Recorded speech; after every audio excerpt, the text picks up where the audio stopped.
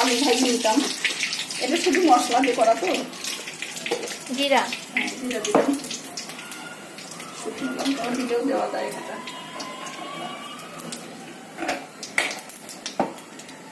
বৃষ্টি ভাত বলে গেল নাকি দেখতো।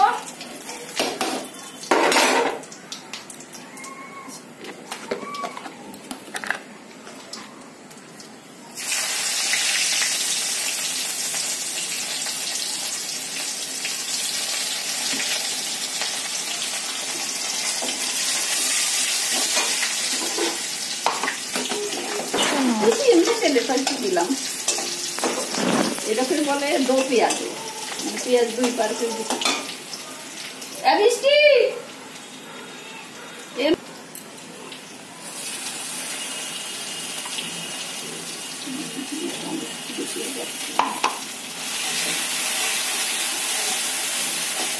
পেঁয়াজ আছে, রসুনও আছে, আর কাঁচা লঙ্কা বাটা। টমেটো থাকলে টমেটো কাটিয়ে দেওয়া যেত, টমেটো দিলেও ভালো লাগে। পেঁয়াজ রসুন কষানোর পরে একটু তেল ছাড়া হবে, তখন ভাতের মাছ কষা।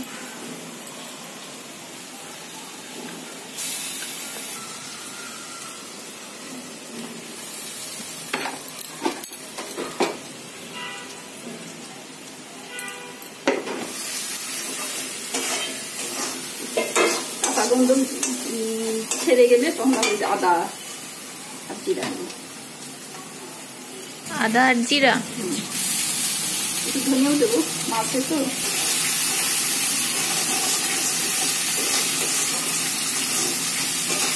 আলু দিয়ে করলে অন্য, তখন আবার অন্য প্রসেস। আলুটা ভেজে নিয়ে তখন দেবো। আলু দিয়ে করলে তখন পেঁয়াজ দিতাম না।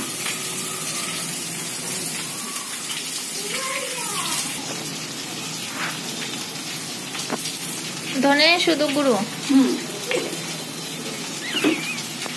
ইচ্ছা।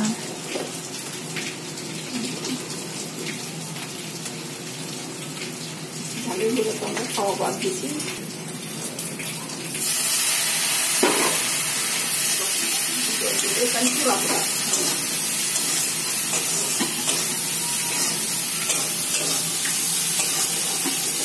আলুর পরে এই মশলাগুলো দিয়ে দিচ্ছি।